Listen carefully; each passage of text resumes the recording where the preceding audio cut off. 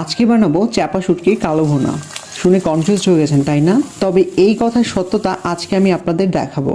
চলুন তাহলে রেসিপি শুরু করি। এখানে আমি নিয়েছি কিছুটা পেঁয়াজ কুচি, 2টি দেশি রসুন, 5 থেকে 6টি পুঁটি চাপা যেটা আমি আগেই গরম পানি দিয়ে ধুয়ে নিয়েছি, কয়েকটি শুকনো মরিচ ও 3টি কাঁচামরিচ। এগুলো দিয়েই হবে চাপা শুটকির কালো ভুনা। কড়াইতে সামান্য তেল দিয়ে প্রথমেই পুঁটি চাপা শুটকিগুলোকে 2 মিনিট এপিট করে ভেজে নেব।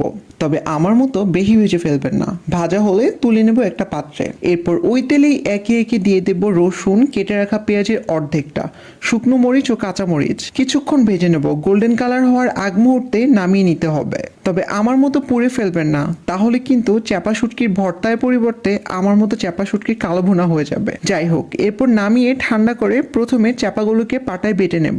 এরপর ভেজে রাখা পেঁয়াজ, রসুন, মরিচ ও লবণ দিয়ে শুটকির সাথে একত্রে বেটে মিশিয়ে নেব। ভর্তাটা বাটা হয়ে গেলে অবশিষ্ট যে পেঁয়াজ ছিল তা আধা বাটা করে ভর্তার সাথে মিশিয়ে নেব। গাইস, তো কেমন হলো আমার চাপা শুটকির কালো ভুনা? যাই হোক, আপনারা এই রেসিপিতে ভর্তা করলে অবশ্যই পুড়ে ফেলবেন না আমার মতো, তাহলেই আপনার ভর্তা পারফেক্ট হবে। যদিও আমার ভর্তাটার টেস্ট খুবই ভালো হয়েছে, শুধু একটু কালো হয়ে গেছে। ভালো লাগলে লাইক কমেন্টস করে পাশে থাকেন। দেখা হবে পরবর্তী ভিডিওতে। ধন্যবাদ।